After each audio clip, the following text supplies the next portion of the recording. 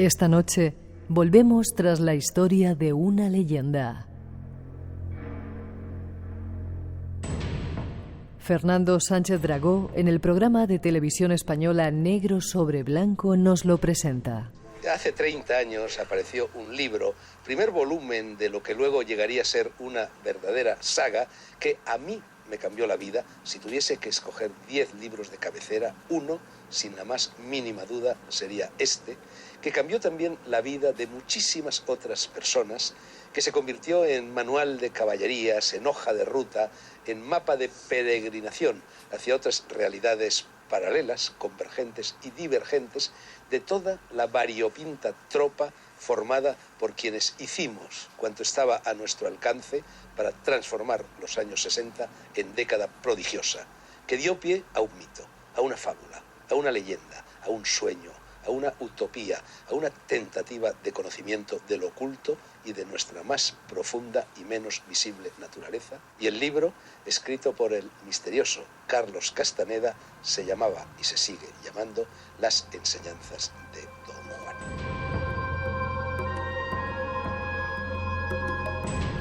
Don Juan y sus enseñanzas y Carlos Castaneda regresan hoy al programa con más datos únicos, exclusivos. Tratamos de dar luz a este mito, a esta leyenda, y si hoy nos acompañas, volverás a descubrir y a encontrar respuestas a su misterio.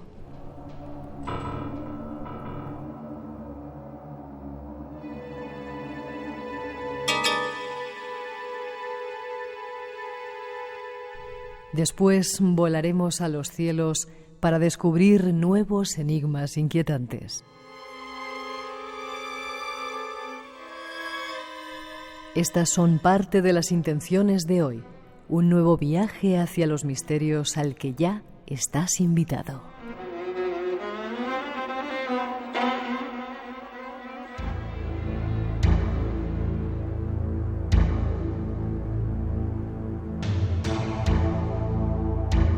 Ahí están las intenciones de esta noche. Saludar a nuestro primer invitado. Ya estuvo con nosotros en el verano, pero si vieres la que tiene liada aquí en el estudio, don Manuel Carballal. Buenas noches. ¿Qué tal, Miguel? Tenéis una mesa muy chiquitita, ¿eh? Tenemos una mesa gigantesca, redonda, que es la tabla redonda, y tiene montones de libros, tiene artículos por aquí, fotografías, una botella de vino que no sé si se la va a beber. Buenas noches, ¿cómo estás? Muy bien, encantado. ¿Por qué? Bueno, repetimos el programa porque ha habido mucha gente que ha querido conocer más datos de eso que hicimos en el verano de Carlos Castaneda. Y te vuelvo a preguntar, ¿por qué Carlos Castaneda, esa nueva investigación tuya?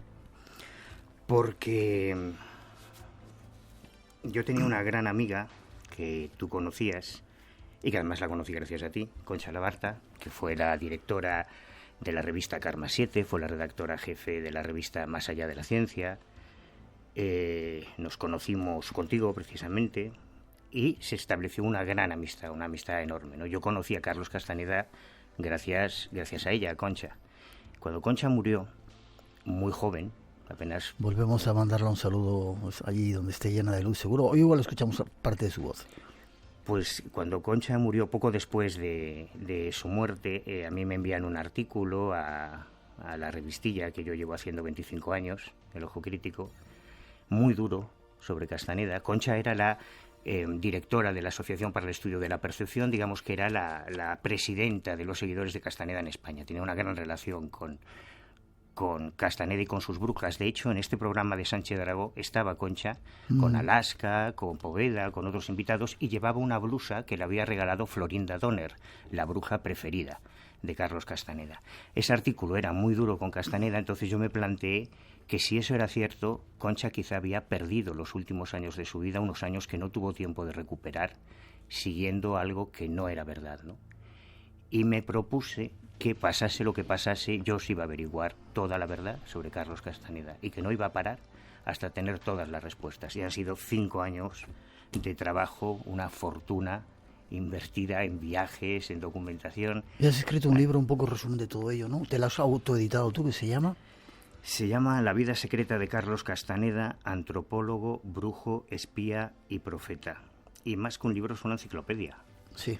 Sí. La verdad es que hay muchas páginas ahí. Como tenemos poco tiempo, tú te sueles enrollar mucho y quiero que nos sigas contando muchas cosas. Vamos enseguida. Primero a hacer un resumen para la gente que no escuchó el primer programa de quién era Carlos Castaneda y nos vamos con algunos secretos tras esa introducción.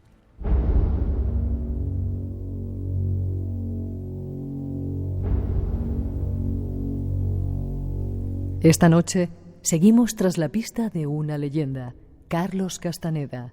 Escuchemos algunos testimonios de personas que le conocieron.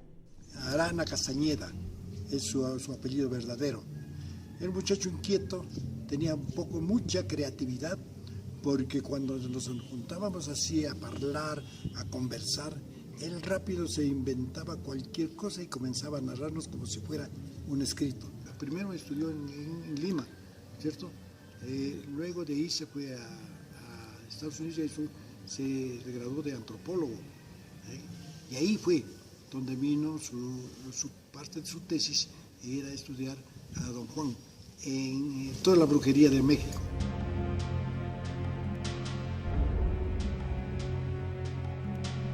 Veinte años después de su muerte, Carlos Castaneda continuaba siendo un acertijo envuelto en un misterio dentro de un enigma.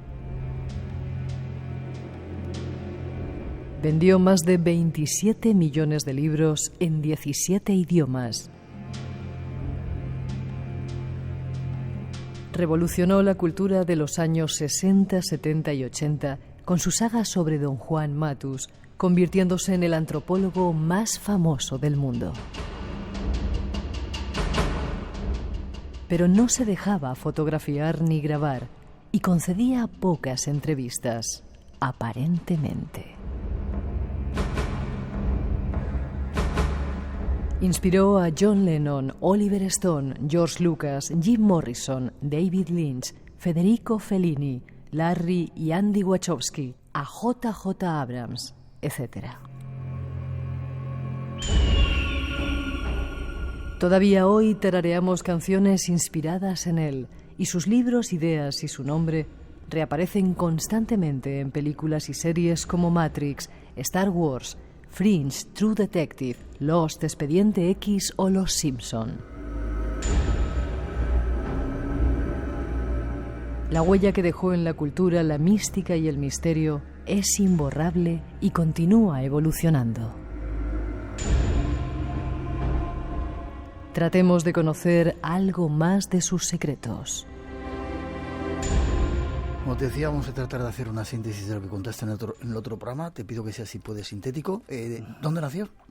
Nació en Cajamarca, que es ¿Perú? Una ciudad del norte de Perú, aunque él decía que había nacido en Brasil, que había estudiado en Italia. Él presentó toda una biografía, que venía de una familia acomodada, que incluso tenía vínculos con la burguesía y con personajes de la política de la historia de Brasil, pero todo era mentira. Él nació en Cajamarca. ¿Todo era mentira? Todo era mentira. Es decir, hay miles de referencias, cientos de libros, documentos, tesis doctorales sobre Castaneda.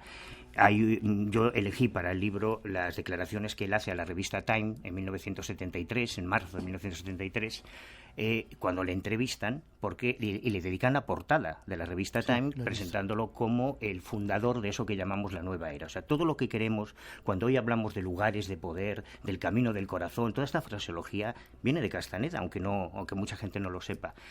Time le entrevista, un poco cínicos, la periodista de Time le entrevista, le deja hablar, él cuenta su historia de Brasil y demás y tal, y cuando termina de hablar le dicen, bueno, todo lo que usted nos ha dicho es falso, usted nació no en el 35, sino en el 25, no en Sao Paulo, sino en Cajamarca, hemos estado en Cajamarca con su familia, y aquello fue un palo tremendo para Castaneda, ¿no? Casi no sobrevive a ese número de marzo de 1973 de la revista Time. ¿Has reconocido la voz de ese personaje que Juan Jave, encantador. Juan Jave era compañero de pupitre de Castaneda en el colegio San Ramón, en Cajamarca, un colegio muy importante, el más importante de Cajamarca, y yo tuve la suerte de poder acceder a varios de los compañeros de colegio que me pasaron muchísimo material, toda la parte de la infancia de Castaneda, sus fotos de niños, su partida de nacimiento, su certificado de bautismo, las fotos de toda su adolescencia hasta que se va a Lima. Las conseguí en gran medida gracias a esos amigos de Cajamarca. Juan Javier era uno, otro era Alejandro Vélez, que acaba de morir. Fíjate, cuando hicimos el otro programa todavía estaba vivo. Este es uno de los grandes problemas que tuve en la investigación, porque se me iban muriendo los testigos, a veces antes de poder llegar a entrevistarles, claro, gente muy mayor, ¿no? So Vélez fue el único personaje en los 13 libros de Castaneda que Castaneda menciona con su nombre real. Todos los demás nombres son falsos. Vale. Todos los nombres son falsos, él miente sobre su origen, luego te explico por qué. Ya se ha empezado a dar leña. No, que va. Mira, te digo solo una frase porque esto es bueno que lo diga él, no yo. Cuando tú lees los libros de Castaneda, como hice yo siendo un adolescente, con una mirada devocional, lees una cosa. Cuando años después vuelves a leer los mismos libros con una mirada crítica, son absolutamente distintos. Te das cuenta de que ahí, en esas páginas, estaba todo. Pero no nos habíamos parado a verlos. Hay frases como la que en las enseñanzas de Don Juan, el primer libro, en 1968, él dice a Don Juan: no sabía que yo engañaba a la gente todo el tiempo, que mi familia y mis amigos me consideraban indigno de confianza. Esto lo dice Castaneda, no lo digo yo. Don Juan le responde: es que eres indigno de confianza. Siempre supiste mentir. Lo único que faltaba es que no sabías por qué hacerlo. Ahora ya lo sabes.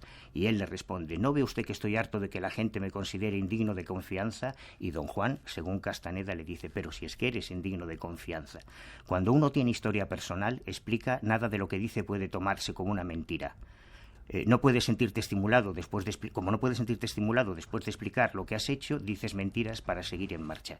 Y solo otra frase muy breve de Ser en el ensueño, que es tremenda. Es una conversación también entre Florinda Donner y una de las brujas. Florinda dice: nadie debe mentir para ser creído. Delia dice: nadie debe mentir para ser creído. Florinda le pregunta: ¿y por qué mentir entonces? Por el mero placer que hay en ello. La mentira es algo que Castaneda convierte en el arte del acecho, que es uno de los conceptos de las enseñanzas de Don Juan por el cual los brujos, en su trabajo por borrar el ego, por borrar la importancia personal, ¿pueden mentir? Pueden inventarse otra identidad, pueden mentir en todo lo que dicen, por lo cual, para investigar en la vida de Carlos Castaneda, de lo único de lo que no puedes fiarte es de nada de lo que dicen sus libros. Vale. ¿Era pequeñito? 1,58. Pero muy atractivo, muy resultón. Un gran seductor. Una de las cosas que me repetían todas las personas con las que hablé que lo conocieron, primero, tanto sus amigos de Cajamarca, sus compañeros de la Escuela de Arte de Lima, sus compañeros de piso en Los Ángeles en los años 50, era eso, que era un gran mentiroso, que era un gran creador de historias, desde siempre, y luego que era un seductor irresistible. Y de hecho la historia de sus brujas, el lado femenino de la vida secreta de Carlos Castaneda, está repleto de esas conquistas que, terminaron de una forma muy dramática. Lo vamos a ver después. ¿Se gradúa en la Universidad Yale o dónde estuvo? No, él primero llega a Estados Unidos como un inmigrante peruano. Además, en el servicio de inmigración de Estados Unidos fueron muy amables porque me facilitaron hasta el registro del barco del SS Javari con su número de pasaporte, con el número que solo me fue muy útil después en las embajadas, en el FBI, para buscar en los papeles de la CIA y demás. Y hasta el número de camarote en el que iba, ¿no? Zarpa del puerto de Lima, llega a San Francisco y los primeros años se busca la vida como un inmigrante latino en Estados Unidos. Tiene montones de trabajos y él primero estudia psicología. Y es por una anécdota con uno de sus profesores, muy racista, que cuando ya llevaba varios años de psicología le dice: pero tú, con esa piel, porque su hermana me decía que a él le llamaban César, él no se llamaba Carlos Castaneda, él se llamaba César Arana, César le llamaban el negro, por el tinte. De hecho, tú ves las fotos, sí, y tiene una tez muy oscura, ¿no?, en estas fotos de su juventud. Y le dice: ¿a dónde vas a ir tú? ¿Quién crees que va a ir a la consulta de un psicólogo con tu aspecto? 1,58 m, muy bajito, de tez muy oscura. Y aquello fue un shock para Carlos, que dejó psicología. Es entonces cuando se traslada a la Universidad de UCLA y donde se matricula en antropología, que es con lo que terminará haciéndose mundialmente famoso. Vale. Decías que inspiró a John Lennon, a Oliver Stone, decíamos, George Lucas, Jim Morrison, David Lynch, Fellini.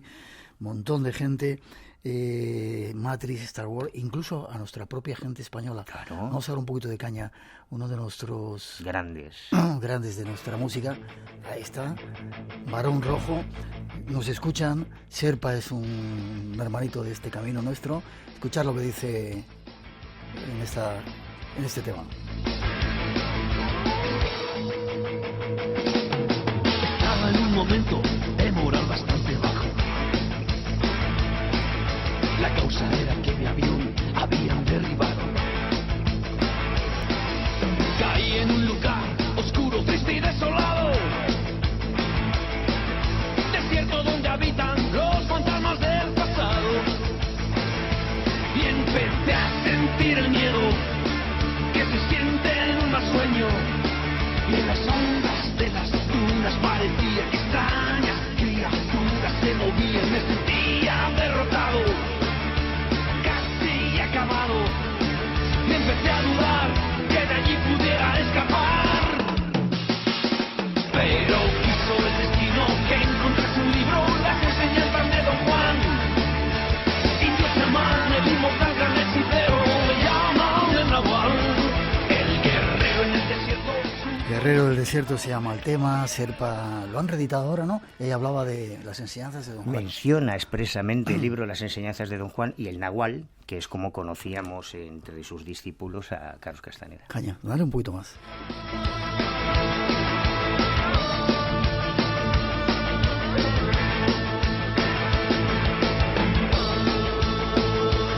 Nuestro homenaje también a Serpa y a Barón Rojo. Serpa y su compañera, que fueron, para la redundancia, compañeros de la primera época del Espacio en Blanco. Te has traído una botella de vino, no sé, para bebértela. Hombre, para que brindemos por la memoria del Nahual, ¿no? Espera, déjame a ver qué pone la botella. Pone Mateus. Sí.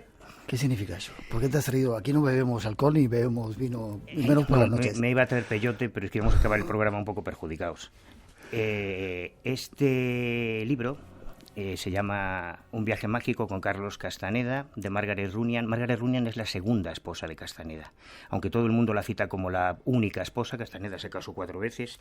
Aquí tengo sus partes de matrimonio con Florinda Donner, con Carol Tis, etcétera. La primera fue Gina Lu Corso, que era esta chica, una chica que conoció en Lima, a la que dejó embarazada. Y esta es la razón por la que él se va a Estados Unidos y empieza ese anonimato que lo hizo famoso, ¿no? Porque dejó a Gina embarazada, tuvo una niña, Rosario, que es la única hija biológica, la única hija real de Castaneda. Pero en Estados Unidos conoce a Margaret Runyan, se casa con ella y la cosa no termina bien. Podríamos estar todo el programa solo hablando de la relación de Castaneda con Margaret Runyan, porque es una pasada. Y en 1975 aparece esto. Esto es la revista Fate, americana, en el número de febrero. Por primera vez, Castaneda ya era mundialmente conocido en Estados Unidos y fuera, y ella publica Mi marido Carlos Castaneda. Es la primera vez que hace una aparición pública. Y entre las cosas que cuenta, primero en este artículo de la revista Fate y después en su libro, es que cuando convivían como matrimonio, a Castaneda, como a muchos escritores, pues le gustaba tomar una copita para desinhibirte, ¿no? A la hora de crear. ¿Y qué tomaba? Y que su bebida favorita, su vino favorito, al que denominaba su maestro, era este vino, Mateus. Y ella sugiere que de ahí viene el apellido Matus, que posteriormente, no al principio, él al principio nunca menciona ni siquiera a Juan, él habla de un indio yaqui, de ahí, de este vino, Mateus, vendría lo de Matus. Cuando yo leí eso, me puse a buscar el vino Mateus como un loco a ver si realmente existía, porque yo he comprobado, o sea, llegué a tal grado de obsesión y de paranoia que todos y cada uno de los nombres, todas y cada una de las fechas que aparecen en todos los libros que hablan de Castaneda, lo fui comprobando uno a uno para contextualizarlos. Y así descubrí grandes sorpresas. Juan Matus, a lo mejor, sugieren que vendría de una botella de vino que se llama Mateus. Curioso. 2:28, 1:28 en las Islas Canarias. Estás en el Espacio en Blanco. Seguimos. ¿Te lo vas a ver después? No, nos vamos a ver ahora, a ver si es inspirador realmente. Vamos a hacer un experimento científico. Vamos. Noticia de alcance, son las 10:30. Las manifestantes que marcará sin duda un punto de el gobierno vaya a tener problemas para Son las 12 de las 11. de las letras. Las reacciones no se han hecho. Lo contamos todo. contamos todos. Radio Televisión Española, la fuerza del periodismo. Espacio en Blanco, tu cita con lo desconocido, en Radio Nacional, con Miguel Blanco.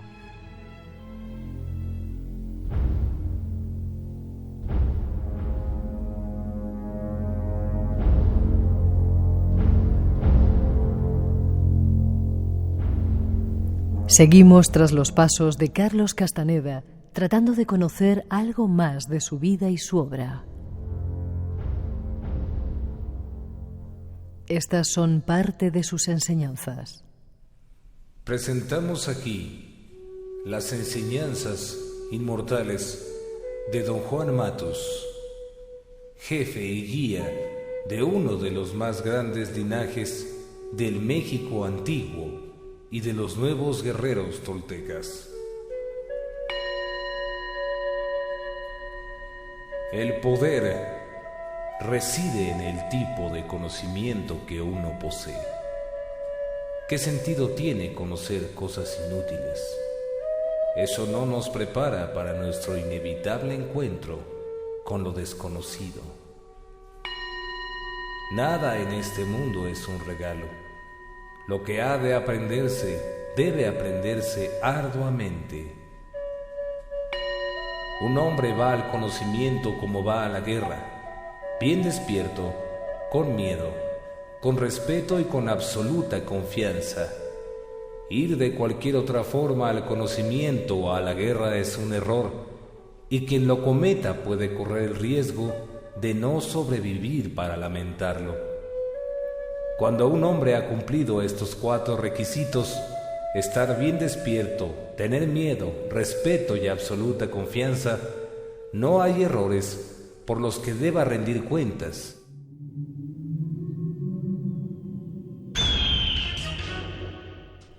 Estas son algunas de sus palabras. Conozcamos algo más de sus mensajes. Bueno, pues ahí están esas palabras, supuestas palabras de Carlos Castaneda. Te pregunto, trata de ser, si puedes, sintético, que vamos a entrarlo en ese tema que te interesa tanto, de las brujas. Las enseñanzas que ha vertido en su libro, diciendo que era de Juan Matus, durante Juan Matus, ¿eran de muchos otros? ¿Estás sirviéndote el vino? Estoy sirviéndonos. No, el vino chamánico. No, a los invitados, digo. Ah, vale, sí que tenemos aquí unos cuantos invitados que ya se han cogido... ¿Está bueno? A ver si os vais a inspirar. Van a empezar a volar como cuervos y a hablar con los coyotes. Vale. ¿Hasta qué punto es cierto todo lo que contaba o sea transcrito en sus libros, esas enseñanzas que hay millones de personas en todo el mundo que hemos seguido, yo me incluyo? Y yo durante muchos años y de una forma muy comprometida, porque además yo tengo que agradecer que tuve un trato de privilegio muy inhabitual dentro de los círculos de Castaneda. Y lo que hicieron conmigo es sorprendente, gracias a Kai Lindag y a Carol Tix, la mujer Nahual, que son las que me señalaron, digamos. Pero ¿qué parte es verdad? A ver cómo te explico esto. Primero hay que entender, yo lo siento, sé que es un rollo tener que contextualizarlo, pero las enseñanzas de don Juan nacen de un trabajo de clase. Esto es fundamental. O sea, una de las asignaturas que tenía en UCLA, en antropología, que era antropología californiana, que impartía el profesor Kenneth Megan, un día les pone un trabajo de clase a los chavales, a los alumnos, ¿no? Bueno, chavales, él ya tenía 40 años cuando estaba allí, pero el resto eran unos chavales. Esto también es un detalle importante. Y le pide que, para aprobar el semestre, que entrevisten a un indio, a un nativo, ¿no? De toda la clase, solo 3 presentan el trabajo. 2 son trabajos muy superficiales, pero Carlos Castaneda, aquel joven peruano de piel oscura, llega con una obra maestra. Megan lo ve, lo reconoce, se da cuenta de que eso es una maravilla y no solo, evidentemente, le da un sobresaliente, sino que le anima a alargarlo un poco y convertirlo en un libro que publicaría la editorial universitaria de UCLA, legitimando el contenido. Ese libro es el primero de Castaneda, Las enseñanzas de don Juan, que se publica en Estados Unidos por la editorial oficial de UCLA en el año 68 y arrasa. Y aquí empieza el problema, que se le va de las manos, porque él solo quería tener una buena nota. Entonces, hombre, tú haces un trabajo para clase, fíjate ahora todo lo que está pasando con los másters de la Carlos III, ¿no? Bueno, ni hacen trabajo, pero si lo hiciesen, pues a lo mejor exageraban un poquito en ese trabajo para conseguir esa buena nota. Cuando a él le dicen que eso se puede convertir en un libro, tenemos toda esa época de su vida documentada por su mujer y por sus amigos cercanos. Era la ilusión de su vida, porque él lo único que quería era ser profesor, doctorarse. Bien, entonces... el problema es que cuando aparece el primer libro y arrasa, aparece un personaje fundamental para entender todo lo que ocurrió, que es Michael Korda, el responsable de una de las mayores editoriales de Estados Unidos, que se da cuenta de que ese libro es una joya, compra los derechos y se publica ya fuera de la universidad en una editorial comercial. Y Castaneda, que hasta ese momento tenía pequeños trabajos de taxista, de vendedor de unos almacenes, cosas muy esporádicas, se convierte en millonario. Lo contaste solo otra vez. ¿Eso le obligó? ¿Quién se resiste? No, te pregunto, ¿quién se resiste a eso? Porque el problema no es ese. El problema, hay aquí un párrafo brutal de su esposa que ayuda a entender muy bien qué es lo que ocurrió. Mira, te voy a pedir que lo leas tú mejor que yo. Está subrayado en verde. Sí. ¿Quién de ellos no había soñado con cruzar la línea de aquel territorio prohibido? Sabiendo que hablarían de uno en los cócteles de Nueva York y que imprimirían sus frases en póster que terminarían expuestos en las casitas rústicas de la costa del Pacífico de la Columbia Británica. ¿Quién no había imaginado a todas aquellas dulces jovencitas llegando con sus tejanos desteñidos y sus gargantones de guinja para asistir a su clase, para encerrarse con aquellos perfectos ojos castaños, para ofrecérselo todo? ¿Quién iba a rechazar algo así?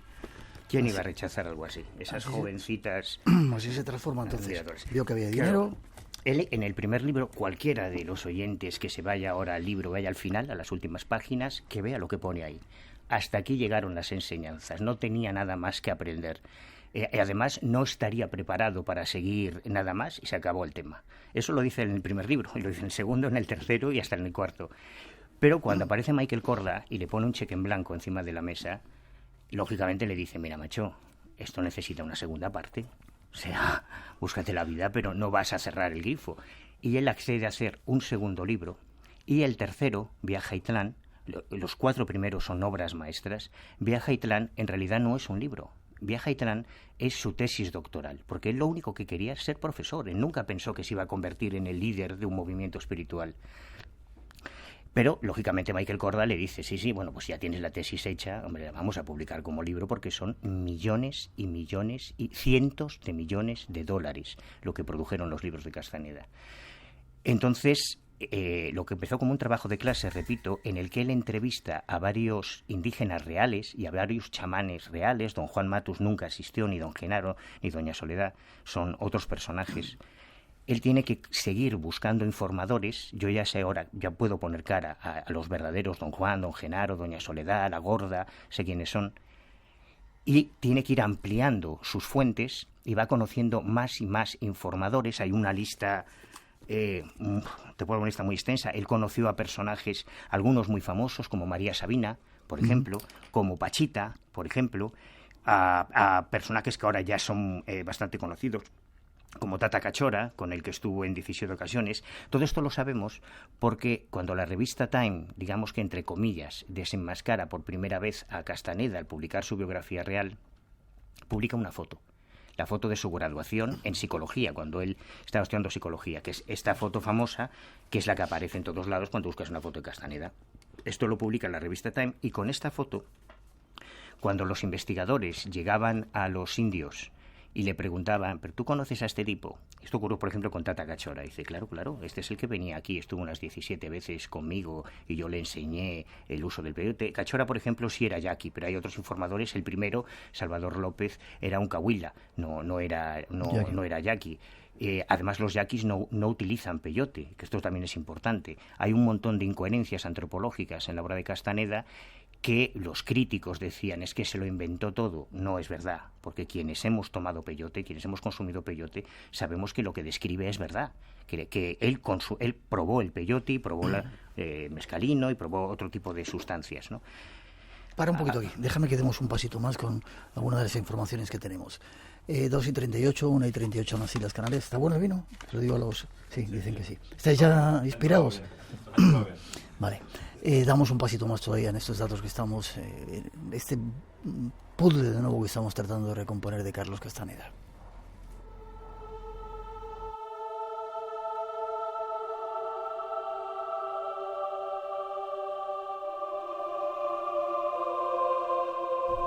Seguimos tratando de aportar más datos sobre Carlos Castaneda.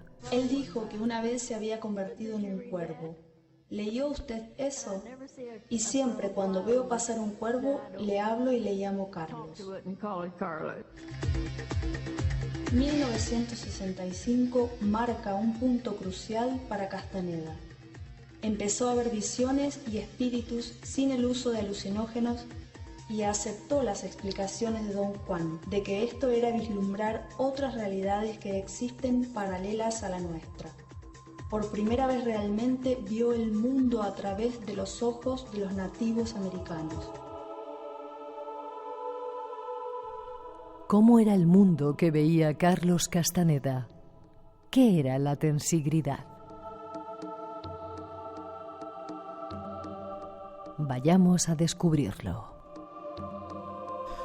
Carlos Castaneda está con esos indígenas, chamanes que le enseñan ciertas artes para traspasar el velo. ¿Realmente lo consiguió? ¿Realmente se convirtió en cuervo? Bueno, yo creo que uno de los... Mira, por ahí anda volando. Uno de los episodios más maravillosos de los libros de Castaneda es esa conversación que tiene con Don Juan justo después de tomar la planta de poder y asegurar que se convierte en cuervo, ¿no? Es un pasaje delicioso. Todos los libros de Castaneda son una maravilla, pero ese en concreto es espectacular. Cuando tú consumes... ¿Tú te acuerdas lo que hicimos en México hace unos años? No cuentes secretos aquí, que estás hoy destapando muchas cosas. Mira, tú no sabes la segunda parte. En México. De la historia. ¿Hacemos un temazcal? Acudimos a un temazcal. Tú tuviste la amabilidad de convertirte en mi guardián. Tú no tomaste el peyote en esa ocasión. Yo tomé... Tampoco tomo vino ni tomo alcohol. Yo tomé el peyote y fue una experiencia brutal, ¿no? Tremenda. El peyote es un alucinógeno, estábamos rodeados de indios. Una planta de poder que hay que tomar dentro de un contexto, no fuera. No es además, sin tomar ciertos alimentos antes y después para no amortiguar el efecto alucinógeno, pero es un alucinógeno. Lo que ocurre es que tienes una sensación tan vívida. Cuando yo tuve la experiencia de salir de mi cuerpo y volar como un cuervo, salir, atravesar el Tipi, cruzar el Océano Atlántico, ir a Galicia, ver mi casa donde yo vivía en Betanzos desde arriba, era todo muy real. Claro, yo tenía una ventaja. Yo por aquella época, haciendo otra de mis locuras, estaba investigando el tema de los ovnis, me metí en un grupo paracaidista y tenía la experiencia de volar realmente en el plano físico, no en el espiritual. Por eso mi experiencia onírica era tan real, porque yo sé cómo dirigir el cuerpo. Cuando tú saltas de un paracaídas, antes de que se abra la campana, tú diriges el vuelo, marcas la posición estable y aparentemente vuelas. No vuelas, estás cayendo, pero la sensación es la misma, ¿no? Y por eso mi experiencia fue tan real. Yo tuve que esperar a que llegase Google Maps y programas informáticos que te permiten visionar desde arriba para comprobar si la imagen que yo recordaba de mi casa desde el aire, de los alrededores, en el libro aparece la fotografía, si correspondía y no correspondía. Es decir, yo no estuve volando realmente sobre mi casa. Si la experiencia hubiese sido cerca del aeropuerto de Peinador en Vigo, que es donde el paraclub en el que yo saltaba, seguramente mi experiencia sería mucho más precisa porque yo saltaba y conocía esas vistas aéreas, pero nunca había volado sobre mi casa. Por lo tanto, reconstruyes con tu imaginación los elementos que aparecen en esa experiencia onírica del peyote, ¿no?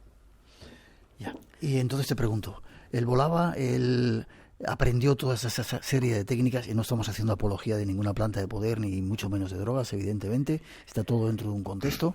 Carlos Castaneda aprendió a traspasar los límites gracias a las plantas de poder de los brujos. En realidad lo aprendió mucho antes.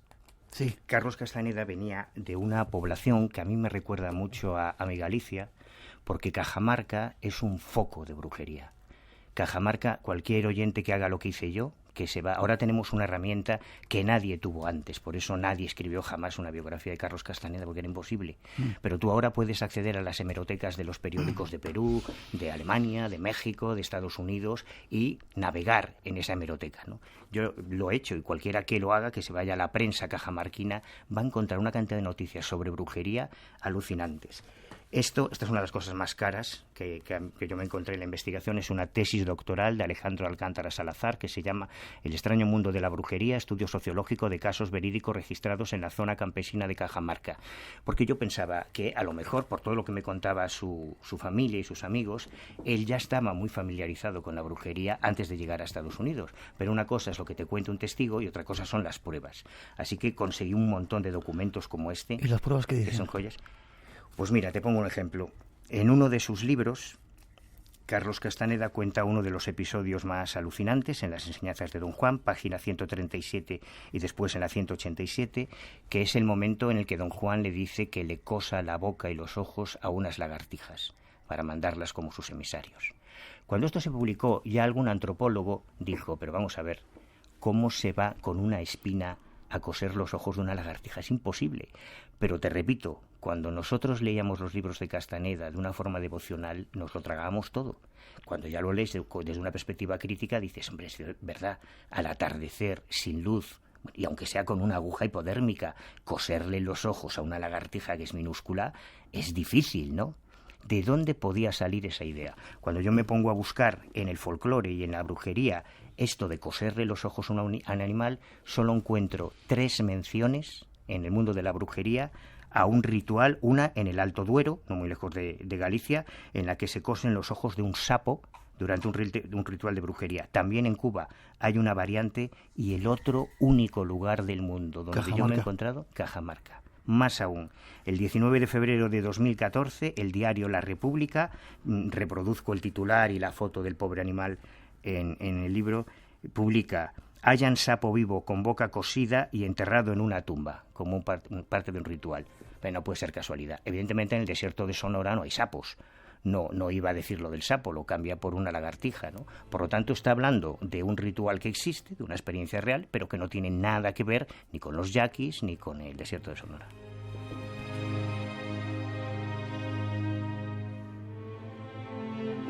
Vale. Estamos componiendo un poco el puzzle con algunos datos que ya adelantaste en el otro programa. La tensigridad, ¿qué es eso de la tensigridad? Que después de todos los libros, él monta un movimiento, estructura algo, y hablaremos ahora de las brujas. Déjame que escuchemos antes a una amiga tuya, creo. Y desde entonces ellos dicen que, bueno, pues el aislamiento o condiciones impuestas por el propio don Juan Matus, pues todo se revocó, todo cambió. El regreso de Carol Ticks es, de hecho, quizás la causa principal de que ellos estén haciendo ahora lo que están haciendo, esta apertura. Esta es Concha, nuestro testimonio para ella. Quería que pusiéramos el de Kylie, que es un poco la bruja que a ti te escoge. Sí, juegos que todavía me... ¿Te emocionas? Me emociona un poco escuchar a Concha, porque esto debería haberlo hecho antes. Siempre pienso que esto debería haberlo hecho mucho antes, o alguien debería haberlo hecho antes, porque así tienes la oportunidad de elegir. De otra forma, no. Tú ahora puedes leerte los libros de Castaneda. Déjame que escuchemos a Kylie. Sí, mejor. This is Naim Morez, and this is Renny Morez. We're very happy to be here. Thank you. We are here tonight on your show because we would like to present you with a sample of movements that we... Es una de las brujas de Castaneda. Sí, esta es Kylie. Rubia, tú le llegaste a conocer. ¿Y son las creadoras o la tensigridad, que es un poco esa técnica que parece ser que desarrolló Carlos Castaneda? Sí. ¿Es cierto que era, en qué se basaba? Qué difícil es resumir todo esto, de verdad.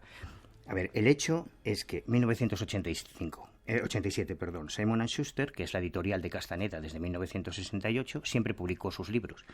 Pero en 1987, claro, Castaneda ya no era el de los años 60 y 70, las cifras iban bajando y en 1987 El conocimiento silencioso es el último libro que Castaneda publica con Simon & Schuster. Luego ya el siguiente hay que esperar hasta el año 93 para que publique El arte de ensoñar con HarperCollins, que ya es una editorial más pequeñita, más humilde. Y casualmente, en ese momento, a mediados de los 80, cuando ya las cifras de ventas de los libros han decrecido un poco, ¿no? Aparece con algo totalmente revolucionario y distinto. Él nunca había hablado, a pesar de que en sus libros, y yo de verdad que los he radiografiado letra a letra, él menciona en muchas ocasiones posiciones de poder. el camino del guerrero, por ejemplo, la posición de defensa. Él hablaba de gestos, de una especie de mudras que él sitúa en el contexto de chamánico nativo o indígena de México y del sur de Estados Unidos. Y sin embargo, él nunca había hablado de la tensibilidad. Entonces aparece con una gran revelación diciendo que ahora era el momento de revelar el gran secreto de Don Juan. Porque cuando Castaneda decía la frase Don Juan dijo, eso era irrebatible. Es como cuando un sacerdote dice, la Biblia dice, palabra de Dios, o lo aceptas o te vas a tu casa. No es algo democrático que puedas discutir. Entonces él dice que Don Juan le enseñó una serie de pases mágicos. Lo de la tensigridad se bautizó así mucho después. De hecho, tuvo un problema judicial por ese nombre. Al principio a nosotros se nos enseñó como los pases mágicos. A mí me lo enseñaron como los pases mágicos. Mira, esto tú lo conoces bien, estos son mis cuadernos. Yo soy un enfermo compulsivo del dato, tengo anotado, te puedo decir qué estabas haciendo a cualquier hora de cualquier día que estuvieses viajando conmigo.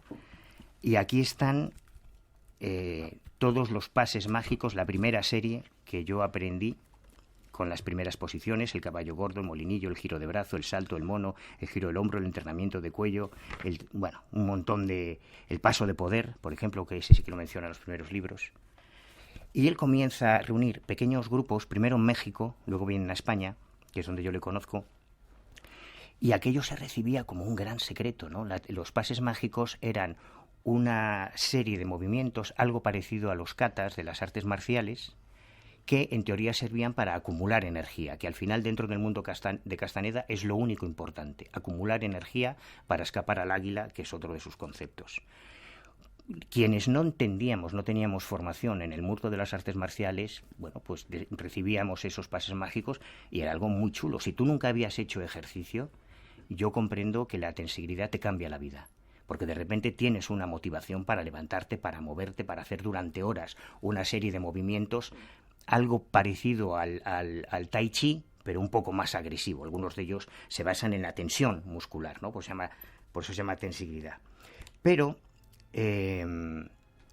luego descubrimos, bueno, ahora que mencionaste a Kyle, uno de los últimos libros de Castaneda, Los pases mágicos, que lo puede encontrar cualquiera, tiene cientos de fotografías y la modelo que aparece en todas esas fotografías es Kyle Undag, una valquiria enorme, aparentemente nórdica, también era mentira, tampoco se llamaba Kyle, jamás había estado en Noruega, luego si quieres hablamos de ella. Pero es la musa la que aparece en todas las fotografías y en los vídeos de tensigridad, los originales, que cualquiera puede encontrar en YouTube, buscando tensigridad. Esa rubia, musculada y alta que aparece, esa es mi querida Kyle. Pero todo esto tenía una vinculación con las artes marciales que descubrimos mucho después. Cuando empezamos a investigar la biografía de las brujas, de estas misteriosas mujeres que aparecieron en los años 80 y de las que antes no se sabía nada, yo me pongo a rastrear y me encuentro esto. Esto es un ejemplar que costó un potosí, por cierto, conseguir, de la revista Samurai, publicado en noviembre de 1974. Según Castaneda, no según yo, Don Juan muere en el 73. En el año 73, cuando aparece el famoso artículo de la revista Time, Castaneda, como había hecho Sir Arthur Conan Doyle con Sherlock Holmes, ¿no? Ya cansado del personaje, lo mata. Y él asegura que en el año 73 Don Juan, Don Genaro, todo el linaje desaparecen. Se van a la segunda atención, ya no están, se han muerto, ya no se puede seguir recibiendo más enseñanzas, se acabó. Y aún así escribió 10 libros más. Por lo tanto, todo lo que contaba Don Juan termina en el año 73. Todas las enseñanzas de Don Juan sobre no dejarte fotografiar, sobre evitar el ego y demás, tienen que ser anteriores al 73. Bueno, pues en noviembre del año 74 la revista Samurai publica unos artículos, un artículo titulado Karate para mujeres, de Mauricio Hernández, lo tengo aquí, en el que aparecen varias fotografías de... me digas, figuras parecidas o iguales a la de tensigridad. Claro. Y además lo importante es que quienes aparecen son Regina Tal y Anne-Marie Carter, que son los nombres reales, los nombres auténticos de Florinda Donner y de Thais Avelar. Las brujas de Castaneda. No solo aparecen posando en las fotografías, que es desconcertante que un año después de la muerte de Don Juan, si realmente le dijeron que no podían aparecer en fotos, aparezcan en fotos. Además, también es interesante que ellas firman artículos. A mí la familia de ellas, la familia de Florinda, me contó que estaban muy metidas, tenían un tatami en casa, siempre estuvieron muy metidas en el mundo de Oriente, del taoísmo sobre todo, de las artes marciales, y ahí es donde tenemos que buscar el origen de muchas de sus revelaciones. Espacio en Blanco, en Radio Nacional, con Miguel Blanco. Y esta noche con Manuel Carballal y Carlos Castaneda sobrevolando el programa. Las brujas, ¿quiénes serán las brujas? Hay muchas, tenemos 4 o 5 minutitos, luego te quedas un ratito más. Un montón. Trata de ser... A ver, ¿por dónde empiezo? ¿Eran ligues suyos? ¿Había sexo en esa historia? ¿Rock and roll? ¿Drogas? En teoría no podía haber sexo porque una de las cosas que afirmaba Castaneda en sus libros es que el celibato era condición sine qua non para entrar en el mundo de la brujería, y todos los que nos acercamos al mundo de Castaneda teníamos claro que una de las cosas a las que había que renunciar, además de al ego, de la fama, de los selfies, de ese culto a la vanidad que es Internet hoy en día, ¿no? Que todos salen ahí haciéndose fotos y demás. Una de las cosas que había que renunciar era el sexo. Y eso está bien porque es una prueba dura, ¿no? Para meterte en una escuela espiritual y hacerte vegetariano, dejar de fumar, son mariconadas. Que te digan que se acabó el sexo, eso es interesante. Entonces nadie imaginaba que pudiese haber sexo entre Castaneda y las brujas. Pero las brujas aparecen en los 80. En 1982 aparece este libro, Sabú, firmado por una tal Florinda Donner, que ya digo que no es su nombre. No hay ninguna mención a Castaneda, solamente la dedicatoria para la araña de 5 patas que me lleva en su espalda. Solo después subimos que la araña de 5 patas que me lleva en su espalda, araña es Arana, es el segundo apellido real de Castaneda. Él, de hecho, decía que cuando vivía con Don Juan utilizaba el nombre de Charlie Spider, de Carlos Araña, porque hacía un juego de palabras con su apellido Arana, y las otras 4 patas eran las 4 mujeres que convivían con él, sus 4 esposas o sus 4 amantes, que luego fuimos conociendo como las brujas. Este es el primer libro de Florinda. ¿Cuántas había? 5 en total.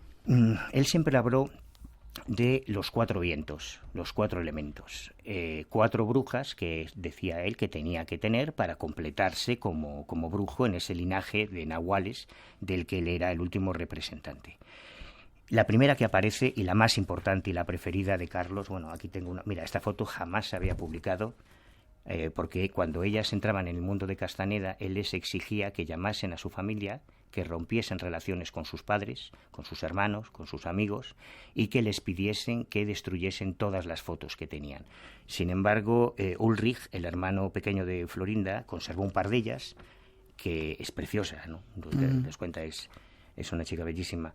Y gracias a eso las pude localizar como otro material que no se había podido localizar. Bueno, 2 años después de Sabú, Florinda publica Ser en el ensueño.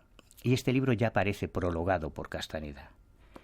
Y en la dedicatoria, en el prólogo, él ya insinúa que tenía una relación con Florinda y que formaba parte de ese linaje. Pero lo verdaderamente importante llega unos años después, cuando aparece el tercer libro, El clave, de Florinda Donner, El sueño de la bruja, también con prólogo de Carlos Castaneda, en el que Florinda cuenta que todo lo que dice Castaneda es verdad, que ella conoció a Don Juan, a Don Genaro, a Doña Soledad, a todos los personajes, a Zuleika, a todos los personajes de la saga, y que convivió con ellos. Y un año después aparece Thais Avelar, que publica Donde cruzan los brujos, es su único libro, también prologado por Castaneda y ratificando todo lo dicho por Florinda y por el Nahual. Hasta ese momento no había nada más. La única prueba, fíjate qué curioso, la única prueba que Carlos Castaneda presentó en toda su vida de que lo que contaba era cierto es esto. ¿Y eso? Una fotografía. La única prueba objetiva, digo, porque lo sorprendente es que la Universidad de UCLA le dio un doctorado sin presentar una grabación, una fotografía, un vídeo, unas notas de campo, ¿no? Dime qué representa la fotografía para nuestros oyentes, ¿qué se ve? 30 segundos que nos vamos a... Es que no da tiempo. En esta fotografía no la tomó él. Esta fotografía se tomó en México el 21 de marzo de 1992. Aparentemente no tenía nada que ver con Castaneda. el gran hombre de confianza, el que debería haber sido el heredero de todo el empolio de Castaneda y de la tensegrida, Tony Karan, es el presidente de Casa Tíbet en México, ¿no? Había organizado un encuentro de lamas tibetanos que al amanecer de ese día, 21 de marzo del 92, se acercaron a las pirámides de Teotihuacán para celebrar el equinoccio de primavera, y un periodista local, Marco Antonio Villasana, acudió para hacer unas fotos de los lamas en las pirámides, que es una cosa curiosa, ¿no? Estando allí, le acompañaba su hermano Roberto, él tomó la cámara y tomó una fotografía. Y al revelarla, como esto ha pasado millones de veces, los que estamos familiarizados con el mundo de la ufología, hemos visto millones de fotos como esta, al revelarla, por encima de los lamas y por encima de la pirámide, aparece una especie de figura que se parece a una letra Y, con el palito inferior... Como humo. No, más bien como si fuese una persona arrodillada con los brazos en alto. Ya. Tony Karan, cuando le llega esta fotografía, en una de las habituales visitas de Castaneda a México, se la enseña. Y Castaneda se le enciende una chispa y dice, claro, es un volador. Los voladores, los seres inorgánicos, hay un montón de criaturas en la literatura de Castaneda fantásticas. Castaneda presentaba esto como la primera prueba de que lo que él contaba era verdad y que esto era uno de los voladores de los que hablaba sus libros. Hemos de hacer una pausa, llegan las noticias de las 3, bebe un poquito de agua. Las 2 un poquito más de Don Matus del Mateo. Las 2 en las Islas Canarias y enseguida regresamos. Todavía os vamos a contar algunos datos más, quizá la crítica hacia Carlos Castaneda y luego muchos otros temas que tenemos preparados esta noche en este espacio en blanco, la fuerza del misterio, la fuerza de Radio Nacional. No os vayáis que enseguida regresamos. 900-137-137 nuestro teléfono, las redes sociales abiertas, Blanco Radio. Enseguida regresamos. Y con esa fuerza, cuando son las 3 y 6, 2 y 6 en las Islas Canarias, regresa al espacio en blanco. 900-137-137 nuestro teléfono, multitud de llamadas, de quejas, sugerencias, se están acordando a veces de tu familia y otras cosas, pero estamos tratando de dar una visión diferente, estudiada, muy investigada por Manuel Carballal, y hay todavía algo más que queremos contaros tras esa introducción.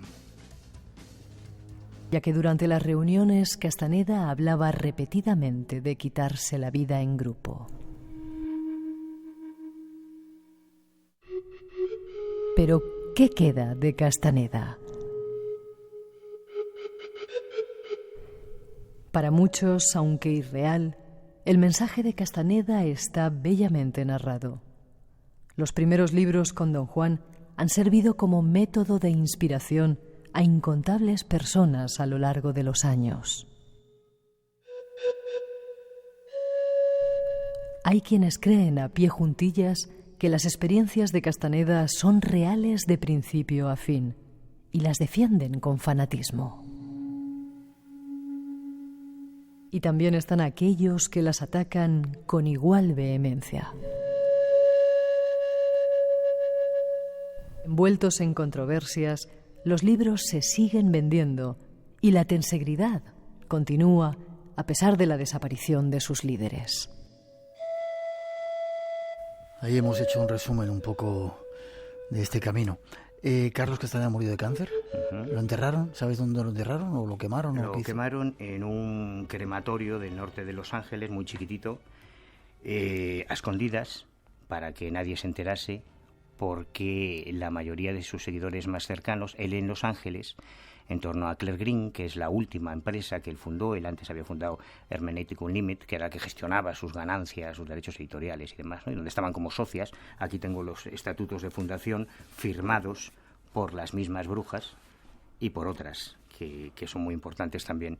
Entonces ocultaron que había muerto. A los seguidores más cercanos se les dijo que estaba retirado porque... Joder, tantas cosas. Este es un libro importante.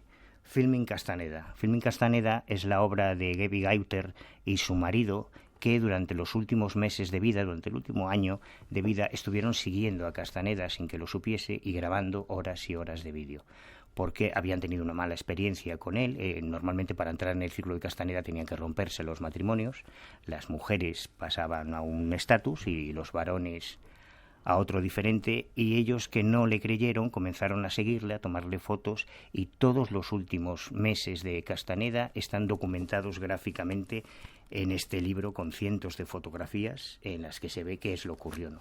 Yeah. Luego hay un tema muy cachondo, que es el de que los seguidores decían, no, es que el tema está en que tenía un hermano gemelo. Otro día te hablo de esto. Este documento tan grueso es un informe grafocrítico que yo encargué a un perito judicial amigo mío para demostrar si realmente existieron dos Castanedas o existió uno solo. Teníamos una muestra caligráfica de las cartas que enviaba su hermana Lucy, que es una mujer encantadora, y los autógrafos y los documentos oficiales de su empresa para peritarlos. Pero ¿Y son diferentes? No, es el mismo, solo hubo un Castaneda. Vale. No hubo más. Déjame, para terminar, hablar de las brujas. ¿Se suicidaron muchas de ellas? ¿Desaparecieron?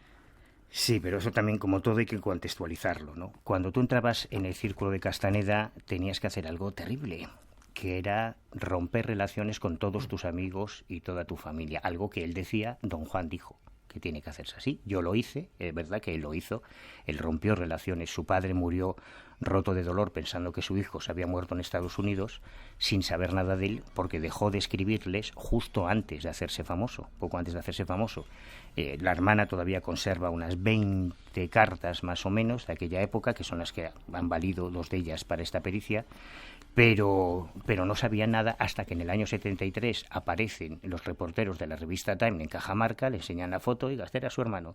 Y dice, sí, fíjese que su padre acaba de morir roto de dolor pensando que su hijo se murió en Estados Unidos porque no tenía noticias, ¿no?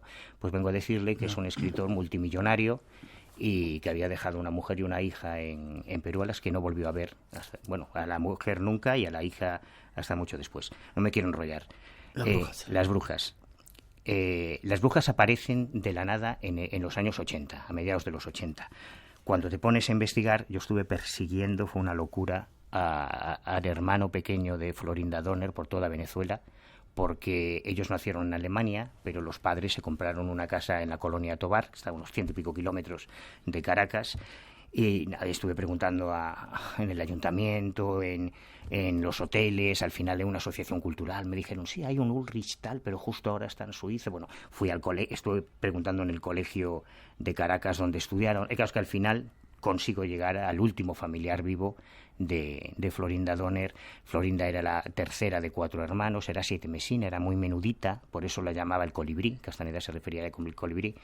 Y ella estudió idiomas, se casó con un millonario y por aburrimiento, no como dice ella, por un mandato brujo, por aburrimiento se matriculó en UCLA para estudiar antropología, porque el marido estaba siempre de viaje y ella se metió a antropología. Y allí conoce a Castaneda y conoce a Taisa, que fueron las primeras. Y se hace una de las brujas. ¿Y acabaron suicidándose? Es la pregunta que te he hecho. Claro, cuando muere Castaneda, tú piensas que, salvo Florinda, y es una historia tremenda, lo de su madre, es que no da tiempo. Hacemos otro programa hablando de ellas, no te preocupes. Resúmeme si se suicidan o no se suicidan. Sí, se suicidan. Se suicidan, vale. Se suicidan 4.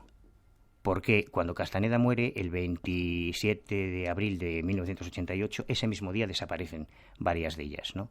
Y no se vuelve a saber nada de ellas hasta hoy. Amalia Márquez, que no hemos hablado de ella, mi querida Kay Lundag, Florinda Donner y esta chica, una de las historias más terribles, la exploradora azul, una de las más jovencitas, Patricia Parlin, oficialmente hija adoptiva de Castaneda, supuestamente materializada desde otra dimensión. Aquí tengo su parte de nacimiento y toda su historia real. No era un ser inorgánico, sino que era una chica que conoció a través de su marido, una historia muy dramática. Todas desaparecen, pero poco tiempo después se encuentra un cadáver en el desierto. Se encuentra su coche, primero se encuentra su coche y un tiempo después se encuentra un cadáver. Pero en aquella época, estamos hablando del año 98, el ADN no estaba tan avanzado como ahora. Tardaron 3 o 4 años en identificar el cuerpo como el de la exploradora azul, Patricia Liparty. Tenemos casi que terminar. Dime en 30 segundos quién se queda con el dinero de Carlos Castaneda, quién es su... La más inteligente de todas, Carol Tix. ¿Se ha quedado con el dinero de él? Carol Tix se quedó como beneficiaria. Los derechos de las obras. Todo. Aquí tengo el testamento, el último, porque hay varios testamentos. Dependiendo de la relación, de lo bien que se portasen las chicas, aparecían o desaparecían de la versión del testamento, ¿no? Hoy, un día te tengo que contar la historia de la gorda, que es brutal, terrible. Y como beneficiarias, últimas beneficiarias, están Carol Tix y otras de las chacmolas, que aparecen en los vídeos de Tensigridad, y Nuri Muniz, y bueno, personajes muy concretos. Pero al morir Castaneda, como sabían que había una fortuna ahí, el hijo de Margaret Runyan, que es un hijo por encargo, por cierto, porque Castaneda se había hecho una vasectomía, entonces le pidió a un amigo que dejase embarazada a su mujer porque quería tener un hijo. Él se presenta como legítimo beneficiario de la herencia de Castaneda y hay un juicio. Esta es la razón por la que, aunque Castaneda muere en abril, hasta unos meses después no se publica la noticia de su muerte. Se llevó en secreto porque todos querían su parte del pastel. Pero gracias a ese juicio tuvimos acceso a montones de documentos sobre la historia. Vale, déjame que te pregunte una última pregunta. ¿No será que Castaneda ha descubierto tantas cosas increíbles para tanta gente en el mundo que había que machacarle, había que decir que todo es mentira, que el lado oscuro dice, señor, este es un mentiroso? ¿No será eso? Y yo creo que se han dicho muchas tonterías sobre Castaneda porque ha habido muchos críticos en el mundo académico que decían que él se lo había inventado todo, y no se lo inventó todo. Castaneda sabía muchísimo de brujería desde siempre, desde mucho antes de llegar a Estados Unidos. Ya en los primeros años en Estados Unidos conoció a 2 chamanes, a 2 indios nativos, ya había conocido el peyote, pero está todo tan documentado, claro, no hay tiempo. Mira, pero mira quién viene a decirnos que... Ay. Estaba en un momento de moral bastante bajo. El guerrero del desierto con nuestros queridos Barón Rojo y Serpa. Dicen que nos vayamos. Hacemos un punto y seguido, ¿te parece? Es que yo tengo rollo y material para otras 2 o 3 horas más. Yo quiero conseguir el libro. ¿Lojocrítico.com o dónde tengo que ir? Bueno, si pones el título en internet te lleva, ahí está en la página del Ojo Crítico, que es el ojocrítico.info.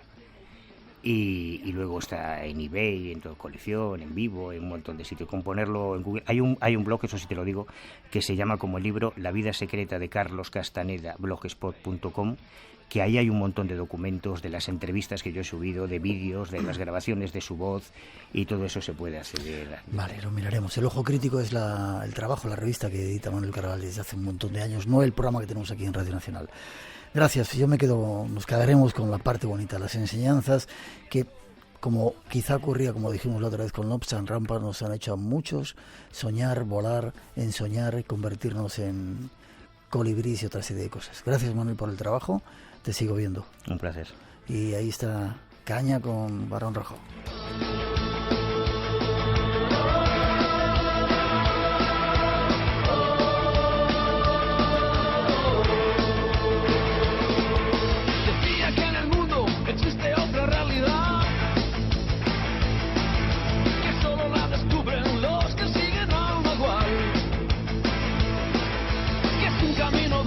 De disciplina y soledad, pero que el premio es alcanzar la inmortalidad. Espacio en blanco. Creamos universos sonoros para viajar y soñar hacia el más allá. Con Miguel Blanco, en Radio Nacional de España.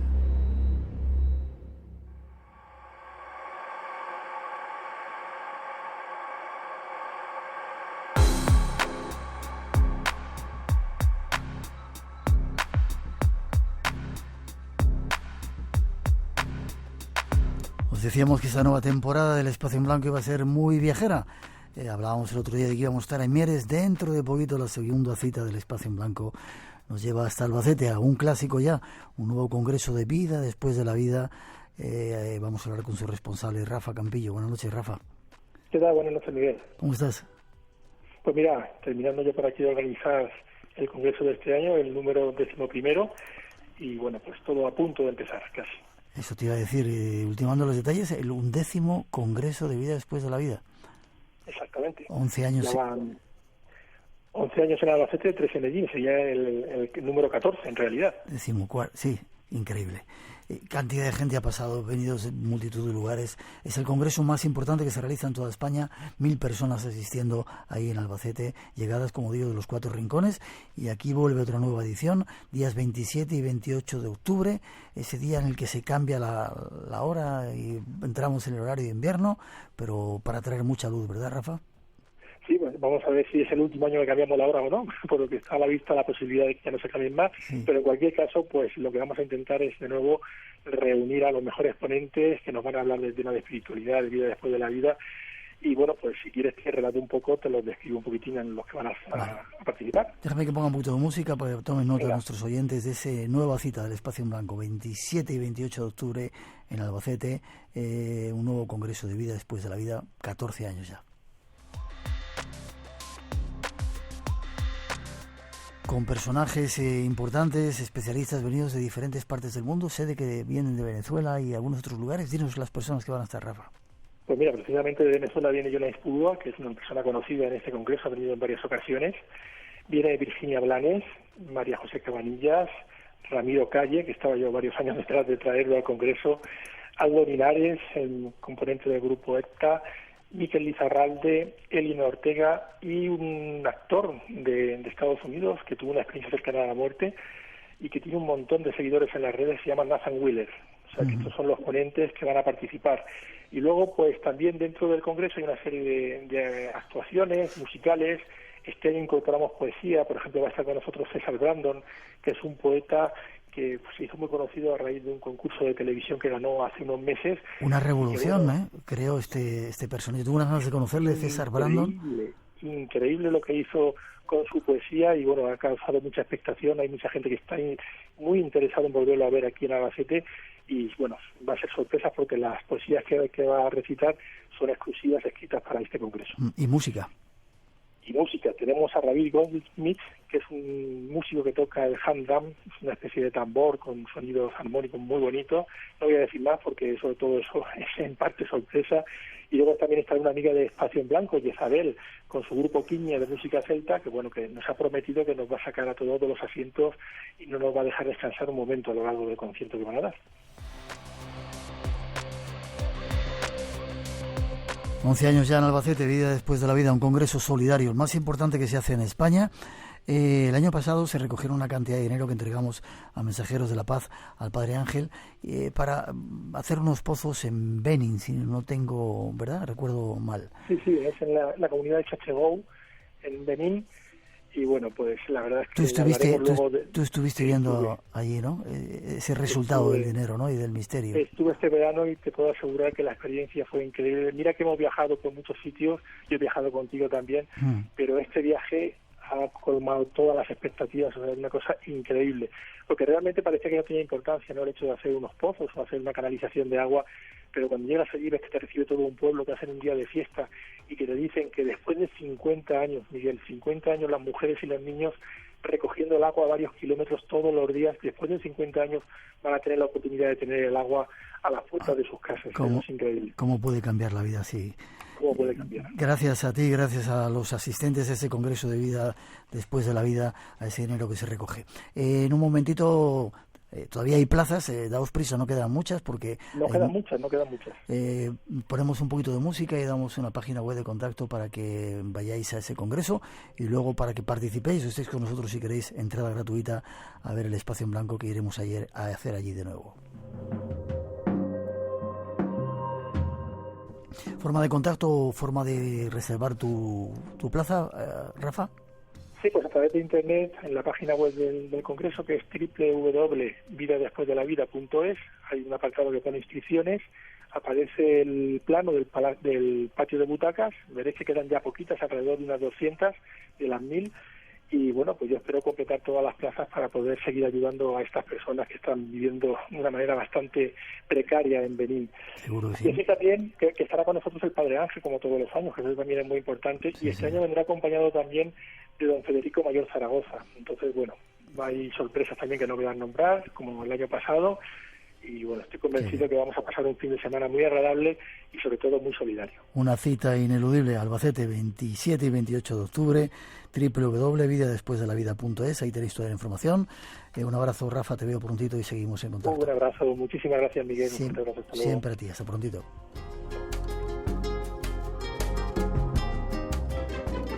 La fuerza de Radio Nacional.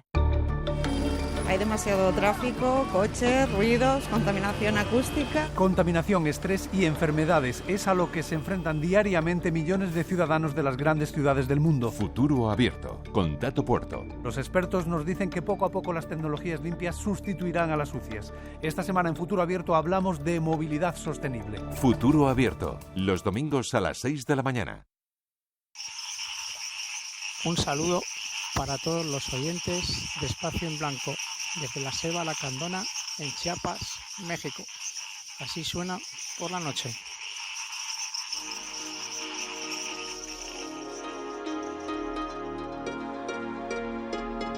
Uno de los muchos sitios desde donde se nos escucha, veíais el sonido de la selva, 13 y 26, 12 y 26 en las Islas Canarias. A lo mejor anduvo por allí también Carlos Castaneda. Cambiamos de tema y nos vamos a los cielos. Nuestro compañero Iván Castro nos trae también datos muy curiosos sobre el Área 51. Ahí nos vas a contar de qué va ese asunto.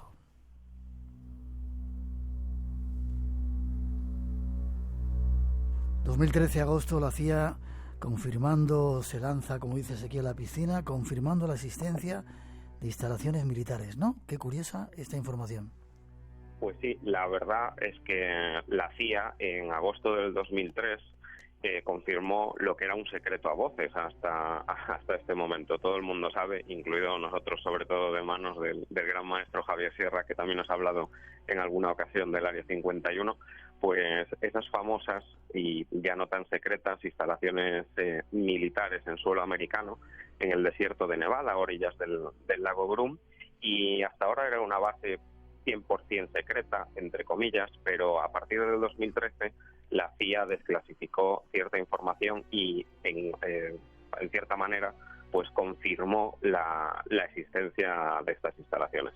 Vale, hablemos un poquito antes de que me hables de esa aerolínea misteriosa del Área 51. No ha habido nunca imágenes, no ha habido informaciones, no hay ningún dato esclarecedor o que confirme la existencia, a pesar de este dato que nos ha dado la CIA el 2013. Hasta entonces no había nada de nada, ¿no?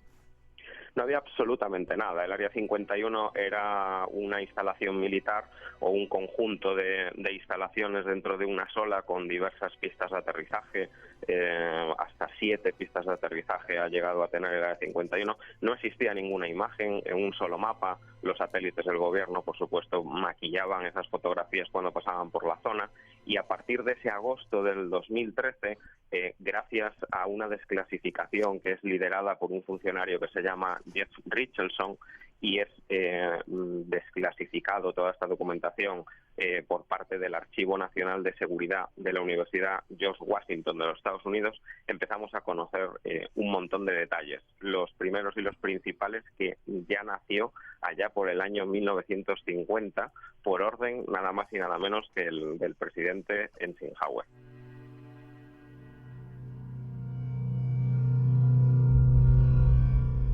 Y al parecer, Iván, según se ha sabido ahora, de aquí salieron un montón de aviones y proyectos secretos, como el avión espía U-2, ¿no? Hay un montón de proyectos secretos que han nacido bajo la sombra del Área 51. Hay 2 o 3 muy famosos. El más famoso, sin lugar a dudas, ha sido el avión espía, el U-2. Nació ese proyecto en 1955. Fue un proyecto en conjunto de la CIA y de las Fuerzas Aéreas de los Estados Unidos, y era un avión que en su momento pues incluso fue protagonista de muchas historias de avistamientos OVNI y de conspiración de avistamientos OVNI, porque era un avión que hasta ese momento había conseguido el récord de altitud, más de 20 kilómetros de altitud había llegado a alcanzar, y esas luces que hasta ahora eran un poco desconocidas, etcétera, al verlas en los cielos se confundían con avistamientos OVNI. Era un avión espía dedicado exclusivamente para vigilar al enemigo. ¿Quién era el enemigo? Pues la antigua Unión de Repúblicas Socialistas Soviéticas, y el cometido de este avión era sobrevolar sus cielos y espiar a los rusos. Y le llamaban Dragon Lady, qué curioso, ¿eh? Era conocido como el Dragon Lady, así se bautizó. Curiosamente, además, como este avión operaba para las Fuerzas Aéreas de los Estados Unidos, para la Armada Americana, para la CIA, incluso los pilotos que iban a volar este avión y eran militares, debían de abandonar su vida militar para no tener conflicto político a la hora de volar un avión civil y poderse subir a las cabinas del U-2. Qué curioso. Se habla también de que muchos de esos desarrollos que se hicieron en el Área 51 se basaron en tecnología extraterrestre de ese famoso ovni de Roswell que al parecer fue a parar allí. Hay muchos proyectos que se pudieron haber basado sobre todo en tecnología extraterrestre. De allí sale uno de los aviones, por no decir el avión más veloz que hasta ahora el hombre ha visto y ha conocido. Era el Black Bear, el pájaro negro, era el SR-71, era un avión militar que fue el más rápido en la historia del hombre. Hasta ahora ningún avión ha alcanzado su velocidad. Era capaz de cubrir incluso Nueva York, Londres en 1 hora y 50 y pico minutos, y fue el proyecto, digamos, que más ambicioso que salió del Área 51. Otro proyecto muy interesante fue ese avión invisible, muy rectangular, que se llamó el F-117, y lo vimos por primera vez en su bautismo de guerra en la guerra de los Balcanes, en Europa. Curiosamente, en esa guerra dejó de ser bastante invisible porque fue derribado por el enemigo.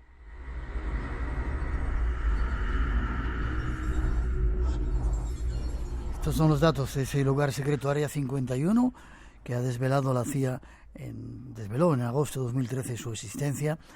Supongo que trabajará mucha gente allí, ¿no? La verdad es que sí, trabaja un montón de gente en cuanto a funcionarios, trabajadores, contratistas, etcétera, y se nos ocurría pues la pregunta normal y con sentido común de que ¿cómo va esta gente a trabajar y vuelven a su casa? Debido a que en el Área 51 no hay absolutamente ningún tipo de vivienda para trabajadores que no sean militares, que estén basados precisamente allí. Y claro, pues igual que tú y yo, a veces habremos cogido el bus, el metro, un taxi para volver a casa o para ir al trabajo, pero la pregunta es ¿cómo van los funcionarios y los trabajadores cada día al Área 51? ¿Y cómo van, Iván? Pues es muy fácil. Ellos parten todos, absolutamente todo el personal que trabaja en estas instalaciones secretas, diariamente salen del Aeropuerto Internacional McCarran de Las Vegas, lo llevan haciendo ya desde los años 70, y claro, alguien tiene que llevarlos, por supuesto, en avión. Nació una aerolínea secreta de la CIA, manejada por la CIA, que se le bautizó, no oficialmente, porque no es un nombre oficial, ni mucho menos, como Janet Airlines.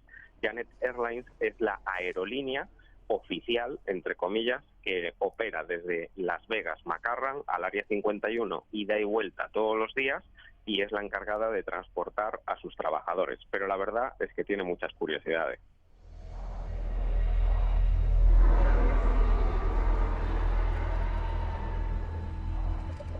O sea, ya esto no es un rumor, es una realidad, una aerolínea expresamente creada para llevar trabajadores al Área 51 por la CIA, ¿verdad? Así es, existe, opera, vuela, está confirmada su existencia, tenemos multitud de fotografías de sus aviones, tiene una flota de 11 aviones, ellos manejan los aviones Boeing 737, manejan varios turbohélices pequeños, tienen 6 Boeing 737 comprados curiosamente a Air China, y el resto son turbohélices pequeños de la marca Beechcraft 200 y Beechcraft 1900, uno de esos modelos precisamente pues el que estaba operando yo en las ambulancias aéreas, un avión muy versátil para pistas cortas también, etcétera. Y bueno, es cierto que es una aerolínea que cubre una ruta que sale de A y acaba en B. Lo curioso es cuando sales de A y B, donde aterrizas es el Área 51, ¿no? Eso lo convierte en algo un tanto especial. Pero nos encontrábamos una noticia este verano muy curiosa, y es que, como todas las aerolíneas en este momento, necesitan pilotos, y estaban buscando pilotos de 737 Next Generation con al menos 3.000 horas de vuelo en el tipo. ¿Y no te apuntas? No me apunto porque no lo he volado nunca, ni tengo esas 3.000 horas de vuelo en el avión, pero no descartes que algún día podamos echar el currículum y tengamos un enviado especial de Espacio en Blanco dentro del Área 51. Ya me gustaría.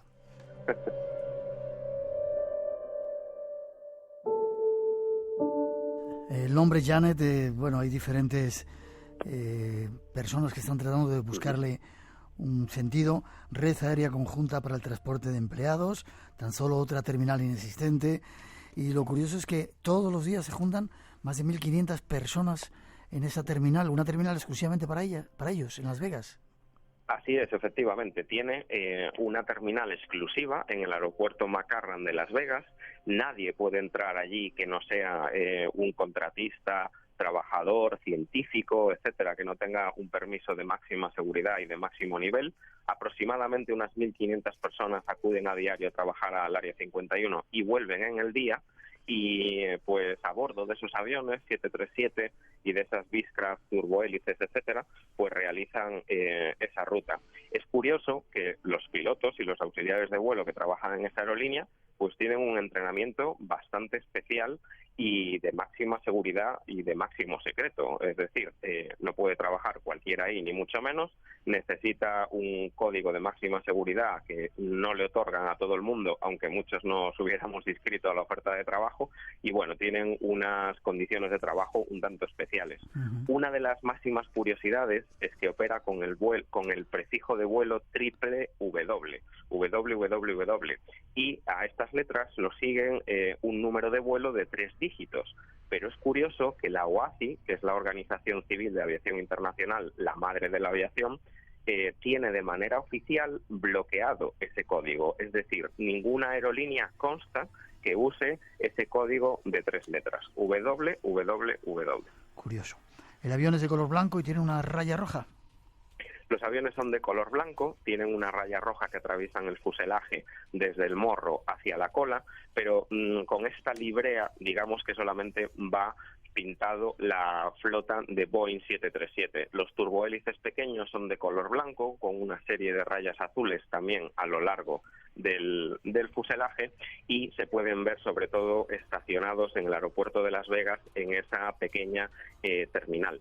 Se dice que el dueño de el responsable de esta aerolínea es el contratista AECOM. AECOM es un contratista militar que trabaja exclusivamente para las fuerzas aéreas de los Estados Unidos y sería el encargado de operar esta línea aérea secreta, que ya no es tan secreta. Hay un portavoz de la Fuerza Aérea de los Estados Unidos, Benjamin Newell, que aseguró que no se puede confirmar ni desmentir todos estos datos. Él afirma que nada que tenga que ver con el Área 51 puede ni afirmarse, ni confirmarse, ni desmentirse. Puede existir incluso aerolíneas pues de similares características que podrían trabajar para el gobierno de los Estados Unidos, pero es cierto que no lo admiten bajo ninguna circunstancia. Janet Airlines cubría otra línea aérea principal que era desde McCarran, Las Vegas, hacia el campo de pruebas de Tonopah. El campo de pruebas de Tonopah está casi anexo al Área 51 o muy próximo también en Nevada, y era pues unas instalaciones donde principalmente se hacían pues diversos experimentos. Ahí está otro vuelo con nuestro comandante Iván Castro por el Área 51 y algunos de los secretos de esa aerolínea que parece ser que se encarga de llevar a los trabajadores. Iván, gracias. ¿Forma de contacto contigo? Pues este verano estrené mi página web, así que espero que la visitéis y os suscribáis todos, www.ivancastropalacios.com, muy sencilla la dirección, y luego pues por la forma de siempre, en el Twitter, @IvánCP25, y en el Facebook, Iván Castro Palacios, Misterios Aéreos. De esas 3 formas me podéis encontrar siempre. Iremos a ver esa página. Buen vuelo, comandante, que sigamos conectados y viajando juntos.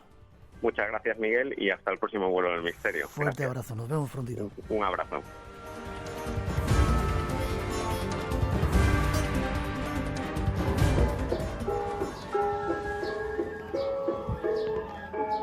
Hola, ¿cómo estamos? Soy Eladio y este es el sonido que hay en el templo Penglipuram desde la maravillosa isla de Bali. Un abrazo muy cordial y un saludo para todos los oyentes de Espacio en Blanco. Sigue el misterio en Espacio en Blanco con Miguel Blanco. La madrugada del sábado al domingo a las 2 en Radio Nacional de España. Nuestro compañero David Cuevas nos trae noticias, pide conexión urgente, nos trae noticias de última hora. Buenas noches, don David. Buenas noches, don Miguel. A ti te gusta estar siempre en el espacio en blanco, ¿eh?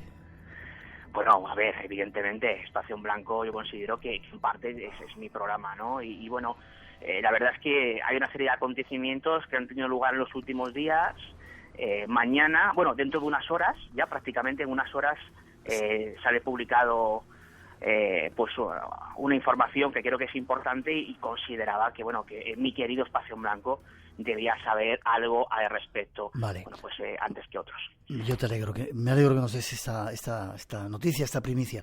Resulta que se estaba investigando, hay un caso paradigmático en el mundo del misterio que es el caso Vallecas. Un caso que seguimos desde el principio, pues Manuel Caraballar, que está aquí hoy con nosotros.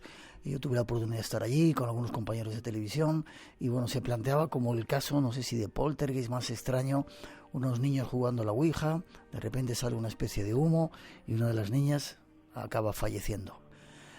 Fuimos a ver a la familia, todo el mundo estaba acongojado con lo que estaba ocurriendo ahí, pero parece que tú tienes datos nuevos. Efectivamente, bueno, pues lo que has dicho es correcto, ¿no? Además, fíjate, esta noche parece que se cumplen ciertas cosas, ¿no? Manuel Carballar por allí, que fue la persona que consiguió el famoso informe, que no era informe, sino un parte de incidencias policial, y a raíz de lo cual se convierte para muchos en el que es el primer expediente X español, y lo ha dicho muy bien, el caso poltergeist más famoso, y luego encima, a raíz de la película Verónica, ya ni te cuento, de la historia de España. Pues así es, muy resumidamente, digamos que pude entrevistar hace muy poquitos días. Espera, vamos. Era una familia padre y madre, ¿y cuántos hijos eran? Sí, bueno, pues con Estefanía aún viva eran 6 y a raíz del fallecimiento de la adolescente, pues eran 5, ¿no? Vale. Bueno, siguen siendo 5, lógicamente, ¿no? Vivían en una casa en Vallecas así bastante modesta. Estuvimos viendo la casa llena de crucifijos que se habían movido. La policía contaba que puertas de armario se movían. Una fotografía se había quemado dentro del marco. Cosas extrañas estaban pasando ahí. Sí, así es. Eso digamos que es la versión oficial y que hay, como decíamos, un parte de incidencia policial que recoge ese tipo de hechos, ¿no? Lo que aparece publicado dentro de unas horas en Crónicas, el suplemento dominical del diario El Mundo, es precisamente, bueno, pues una versión muy diferente de los hechos. 2 de sus hermanos hablan por primera vez, ellos consideran que su verdad de la historia, con datos bastante definitivos, en los que, entre otras muchas cuestiones, se desmienten muchas informaciones que han salido o que han salido en los últimos años o en las últimas décadas sobre lo que pasó en el fallecimiento de Estefanía, sobre su presunta afición a la ouija, que no era tal, y otras tantas cosas que ya adelantamos en su día en Espacio en Blanco.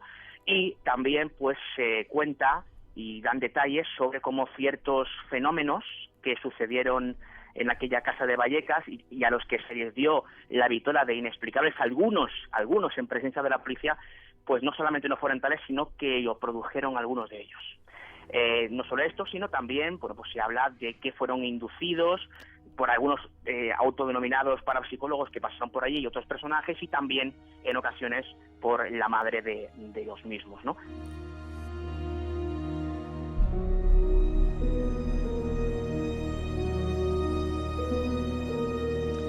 Inducidos por algunas personas, incluso por miembros de la familia, para que se produjeran fenómenos extraños dentro de la casa y poder continuar con el fenómeno. Sí, en un caso, hay un episodio concreto, mira, te lo voy a contar en exclusiva para Espacio en Blanco, antes de que salga en ningún sitio, ¿no? Hay un hecho que se sucede, como decía, con la presencia policial. Hay 2 hechos que ve la policía. Uno de ellos es un armario que se abre, y lo recordarán seguramente muchos oyentes del programa. Y otro de ellos es un extraño y sordo sonido que proviene de la terraza cuando están en el salón. Bueno, pues lo que se cuenta es que uno de los hermanos, aleccionado por su madre, pues cogió, se metió en un balcón contiguo a la terraza que tenían, cogió una piedra del salón y desde el balcón la tiró a la terraza. Ese sonido que hace al chocar contra una parte metálica de la terraza es lo que escuchan los policías. Cuando yo le preguntaba que por qué hacían esto, bueno, pues él me decía que se lo pidieron para, entre otras cosas, aumentar aún más la fenomenología con la presencia policial. Y este chaval, ¿por qué hace esto? En aquella época tenía 16 años, se llama Ricardo. pues lo hace, entre otras muchas cosas, y en ello abundamos en el reportaje de Crónica al Mundo, por una situación familiar muy complicada, muy delicada, y que, bueno, pues hizo que cuando se produjeron los fenómenos y se les pedía que exagerasen o que mintieran, ellos no pudieran negarse por miedo pues a posibles represalias de alguno de sus propios familiares.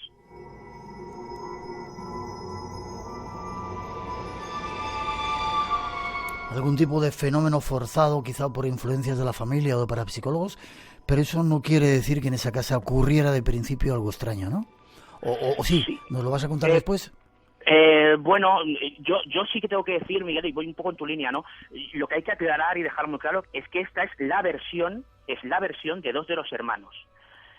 Aquí ellos mismos lo dicen en el reportaje y se cuenta, ¿no? Y lo contaremos en Espacio en Blanco. Ellos dicen que ellos que en ningún momento acusan a nadie de mentir de su familia. Ellos cuentan lo que han vivido, o en este caso lo que no han vivido, y lo comparten con nosotros, ¿no? Y nos explican esa situación compleja y complicada que propició y que hizo entender, o hace entender mucho mejor a los lectores, en este caso también a los oyentes, que aquello que se estaba produciendo en la casa de Vallecas era fruto de una experiencia más humana, más compleja, que lo que tiene que ver con esos presuntos fenómenos extraños. Vale, la versión de dos de los hijos, los que hemos tenido la suerte o la fortuna o la desgracia de pasar por esa casa, era terrible. Hablaremos de ello, ¿te parece? Hablaremos de ello, traeremos sus voces y bueno, pues podremos escuchar aquí en Espacio en Blanco precisamente esa historia, tal y como nos gusta, Miguel, en esta suerte de sección que hago de vez en cuando, con las voces de sus protagonistas directos. No lo decimos nosotros, lo dicen ellos. ¿Y quién lo dice? Pues las personas que vivieron directamente. Hay secretos que han vivido ocultos miles de años.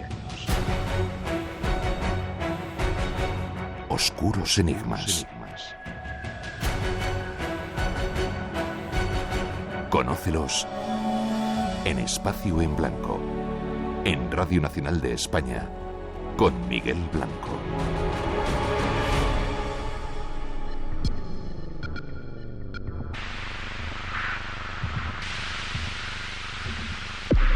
Ahí estaba ese avance de ese misterio de la casa, del caso de Vallecas. Y aprovechando que tenemos Samuel Góngora García. Buenas noches, don Samuel. Buenas noches. ¿Cómo estás? Bien. Es uno de los oyentes que ha venido a vernos. Tenemos unos cuantos de Valencia, unos cuantos de Almería. ¿Y tú vives en Madrid? Sí. ¿Oyente del Espacio en Blanco desde hace cuánto tiempo? Pues al menos 6, 7 años. ¿Nos escuchas en el podcast? Siempre. ¿Te pareces a Góngora? ¿Eres familia suya?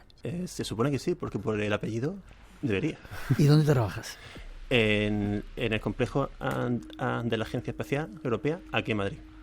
Complejo de la Agencia Espacial Europea. En Villafranca del Castillo. ¿Y tu trabajo es vigilar el cielo o los cielos o para qué? ¿Por qué? Bueno, realmente el trabajo que yo hago allí es crear un software, un sistema que se encargue de encontrar objetos solares del sistema solar en imágenes de un futuro telescopio.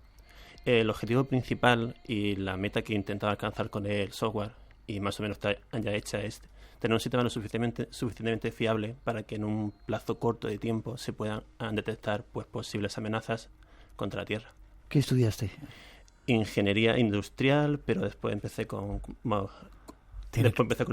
Tiene cara de muy listo, ¿verdad? Bueno, realmente no creo que sea para tanto. ¿Y tú crees que estamos, como alguna gente dice, amenazados por algún objeto que puede provocar aquí un poquito de daño en el planeta? Yo creo que realmente es una amenaza que siempre existe. Sí. Pero el gran problema de esta amenaza es que faltan medios para poder tener todo muy controlado. ¿No lo detectáis a tiempo? Hay veces que no, pero es algo que no es por la gente que trabaja en ellos, sino porque falta gente. Ya. En algún sitio leí que caen millones de toneladas al cabo del año en la Tierra, de sí. esos objetos que vienen del espacio, ¿sí? Claro. Y no nos damos cuenta ni... Sí, pero son objetos tan pequeños que realmente no son significativos. Son la lluvia de estrellas que realmente se ven y son cosas que se ven y son objetos que vienen del espacio. Ya. Y desde tu punto de vista, ya para terminar, ¿crees que corremos peligro? Creo que es una posibilidad que siempre existe, pero que no es interesante, quiero decir, tenerla en mente, porque si no, no podría vivir. No podríamos vivir. Sí. Gracias por escucharnos. Gracias. Antes me ha dicho otra cosa que no acaba de... Ya, pero intento dar un poco. Vale. Rosa, buenas noches. Hola, buenas noches. No has escuchado lo que decía, ha dicho que no... Nada, pero no nos gusta crear alarma, ¿verdad? Vale, no, estamos tranquilos aquí, ¿no? Claro. Valencianos. Y además aquí rodeados de botellas espirituosas. Que ha dejado Manuel Caraballal. Manuel. Sí. ¿Qué tal las redes sociales? Tranquilas, quizá porque están escuchando cuando hay un tema... Muy interesadas por el tema. Era la segunda parte, nos habían pedido muchos oyentes que continuáramos con el tema de Carlos Castaneda, se habían quedado muchas cosas en el aire de la investigación de Manuel y la verdad es que lo han seguido con muchísimo interés, sí. Se nos han quedado también muchas cosas en el tintero de seguir contando, igual hacemos, no sé si una tercera parte para conocer algo más de las brujas, etcétera, pero si no, ahí está el libro que Manuel ha hecho un excelente trabajo y ahí tenéis todos los datos. ¿Damos primero los ganadores? Venga, vamos a dar los ganadores. Tomad papel, porque sois Sonia Corral y Vladimir Ges. Os habéis escrito a través del Facebook. Paco Rivas de Málaga, Maribí Sáez de Barcelona y Roberto Santiesteban de Segovia. Si nos enviáis vuestra dirección postal al correo electrónico espacioenblanco@rtv.es, inmediatamente os mandamos el libro. El regalito. Vale, tenemos un montón de salidas. Escribía hoy unas pequeñas notas que se van a publicar, la cantidad de salidas que tenemos. Hoy hemos dado información de Albacete, la semana pasada dimos información de Mieres, es la primera salida que tenemos, ¿verdad? Nuestra primera salida es la de Mieres, nos vamos ya dentro de 2 semanas y allí estaremos haciendo el programa desde el recinto ferial de Mieres, pero va a haber unas veladas de misterio que empezarán a las 5 de la tarde. Entonces allí estarán pues Juan Gómez, por ejemplo, hablando de cuevas, estará Aldo Linares. Aldo, al final no, lo hemos cambiado, viene Miguel Pedrero, uno de vuestros favoritos. Ah, bueno, pues Miguel Pedrero entonces en su lugar y Mariano Fernández Urresti. Nosotros estaremos haciendo el programa a partir de las 10 de la noche. Muy importante decir que la entrada es gratuita hasta completar aforo. En el programa, sí. Eso es. Luego tenemos la siguiente salida, Albacete, ese congreso que ha anunciado nuestro compañero Rafa Campillo. El congreso 1000 personas. Solidario también. Y después nos iremos a La Gomera. Ya estamos hablando de el mes de noviembre. Y invitados por el Cabildo, encantadísimos de ir a esa isla. Es una isla que yo no conozco, la que me queda por conocer de Canarias, fíjate. Pues fíjate, una isla que conozco yo y tú no conoces, ¿no? No la conozco, ¿no? Bueno, ya era hora. Y luego nos vamos a Cataluña. Nos vamos otra vez a Barcelona. Sí, allí estaremos y será pues para finales del mes de noviembre. Iremos informando. Nos escuchan en diferentes lugares, ¿no? Te han mandado unos cuantos mensajes. Nos han mandado hoy un mensaje muy bonito, una pareja de oyentes que están dando la vuelta al mundo. Sí, y bueno, ellos se llaman Rosalía y Juan Carlos. Llevan 500 días en África, nos mandaban el mensaje desde Sudáfrica, viajan en un 4x4 y su objetivo ahora es ir hacia América, así que pronto les escucharemos ese mensaje y desde aquí pues desearles lo mejor. Saludos para ellos, quizá contactemos con ellos para que nos cuenten parte de su aventura. Pues sí, porque también tenemos que anunciar a los oyentes que vamos a empezar ya a emitir las corresponsalías. Vamos a crear unas corresponsalías con los oyentes que viven fuera de nuestro país.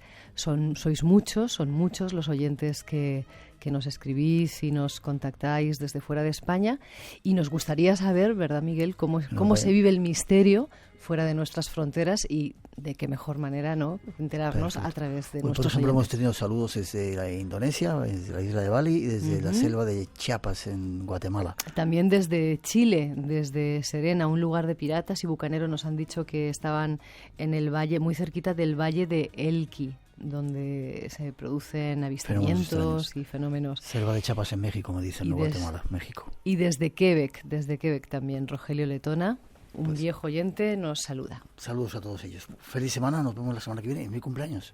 Ah, muy bien. ¿Qué nos vas a regalar? Ya lo verás.